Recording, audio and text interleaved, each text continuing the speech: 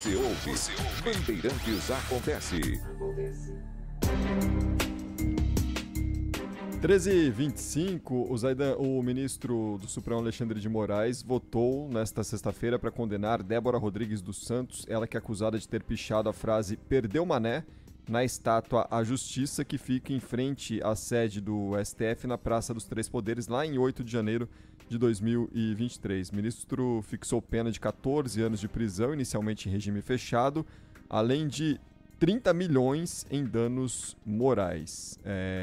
O tema que vai ser analisado no plenário virtual, julgamento previsto para terminar no dia 28 de março, se não houver pedidos de vista ou de destaque sobre este assunto. Ainda em relação a essa questão dos atos lá de 8 de janeiro e toda a discussão em torno do processo do golpe que envolve o ex-presidente Jair Bolsonaro e outras 7 pessoas, ontem foi concluído lá o julgamento no plenário virtual também do Supremo sobre aquela permanência ou não de ministros na análise do caso a partir da próxima terça-feira lá em Brasília. E o único a votar contra, todo mundo esperava que fossem ser 2 votos, mas acabou sendo só o voto do ministro André Mendonça contra a presença do Alexandre de Moraes e do Flávio Dino nesse julgamento na semana que vem. Até o ministro Nunes Marques, que é um dos indicados pelo ex-presidente Jair Bolsonaro para o Supremo Tribunal Federal, e que a gente sempre fica de olho porque sempre tem aquele acompanhamento, em alguns casos, dentro de uma linha defendida pelo bolsonarismo, o ministro Nunes Marques defendeu pela manutenção de todos os ministros no caso, viu, Zaidan?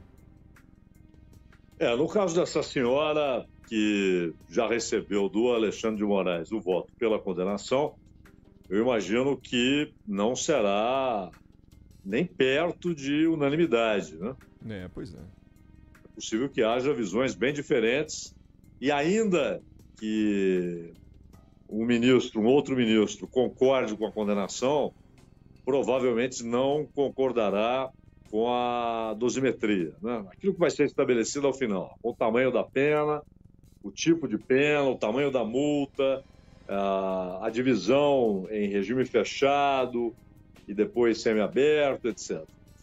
E com relação ao voto do André Mendonça, estava na cara, né, que a decisão seria pela manutenção dos 3 no julgamento.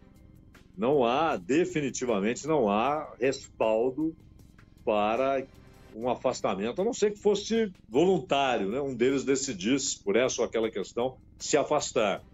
Mas por decisão da corte, enxergando ali alguma incompatibilidade, enxergando a impossibilidade daquele juiz ser isento no julgamento, não havia a menor possibilidade. E o André Mendonça abraçou integralmente a tese da defesa, não só contra o Alexandre de Moraes, mas também contra Zanin e Flávio Dino, e foi voto vencido. Aliás, o André Mendonça, de certa maneira, está herdando aquele apelido, aquela alcunha que era utilizada por Marco Aurélio, né?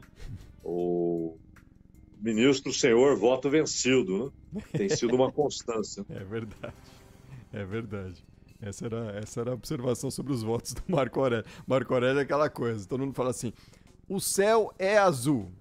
Ele ia votar, não, eu acho que tem um pouquinho de verde nesse céu. Mas fala assim, não é verdade, tá verde. Aí pode ser que ele defendesse que o céu fosse azul. Não é uma brincadeira, mas era mais ou menos a tônica do Marco Aurélio lá no Supremo Tribunal Federal. Uma brincadeira aqui pra gente amenizar o clima na sexta-feira. E só